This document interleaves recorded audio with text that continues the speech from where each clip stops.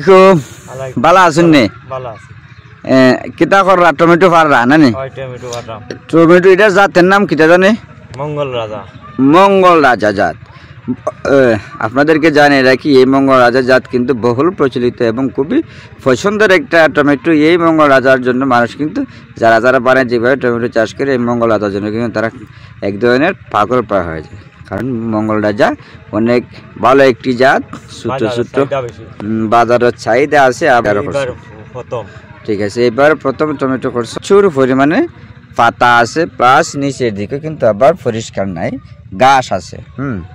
এখন প্রথম যেহেতু আপনি টমেটো চাষ করছেন এইগুলা সম্পর্কে ভালো আইডিয়া না থাকারই কথা। আর বিশেষ করে যে মানুষের টমেটোর ক্ষেত্রে যেভাবে চিপ বাঁধে বা ওই যে গাছগুলা সোজা রাখার জন্য বা গাছগুলাকে বেঁধে রাখার জন্য যেভাবে চিপ বেঁধে দিয়ে সোজা রাখার জন্য যেটা বাঁধা দেয়, এটাও কিন্তু এখানে সেই অনুপাতে এটা হয় নাই, যেহেতু উনি তো প্রথম, যার কারণে কিন্তু এই জিনিসটা হয়েছে না। এখন ধীরে ধীরে ওনার অভিজ্ঞতা হয়ে যাবে। এখন আমি যেটা বলছিলাম কিছু আইডিয়া আইছে কিছু, এতিয়া আমি কয়েক বছর ধরে আমি অনুভব করি টমেটো দিতাম আমি পয়সা করি পাওয়াতে গিয়া মনে করো ফুলাইতাম পারি না। আর এবার ঘুরি না দিয়া আমিও টমেটো সেরা করে দিয়া আবার অর্থাৎ এই ধরনের বাবা খেতে বা কুশাশা ক্ষেত্রের মধ্যে প্রথম বিদায় উনি তেমন একটা লাভবান হইতে পারছে না।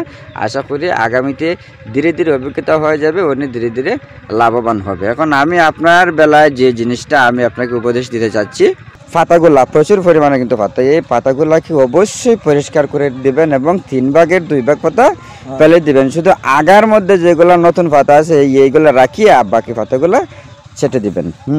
কারণ হচ্ছে এই জায়গায় আপনি কিন্তু পাতা ফলাইছেন না, টমেটো ফলাইবেন। এখন পাতা ফলাইলে কিন্তু টমেটো মিলতো না, আর টমেটো যদি আপনি চান তাহলে এই জায়গার মধ্যে পাতা থাকতে পারবে না। আরেকটা বিষয় আমি যেটা বলতে চাইছি, দেখেন ওই দেখেন আগাছা আছে, এই যে আগাছা জমির নিচে আগাছা, বিশেষ করে সবজি খেতে জমির নিচে যদি আগাছা থেকে থাকে তাহলে কিন্তু এই জমি থেকে তেমন একটা লাভের আশা করা যায় না। কারণ হচ্ছে যত ধরনের সার, খাবার, ভিটামিন আপনি প্রয়োগ করবেন সব কিছুই কিন্তু এই গাছগুলা খেয়ে ফেলবে। তাই এই গাছ আগাছা পরিষ্কার করে দিলে কিন্তু গাছ এই খাবার সঠিকভাবে নিতে পারবে এবং ভালো পরিমাণে সে আপনাকে ফল দেবে। তাই আমি বলছি যে গাছগুলো পরিষ্কার করতে হবে, পাতা পরিষ্কার করতে হবে। সকলকে ধন্যবাদ।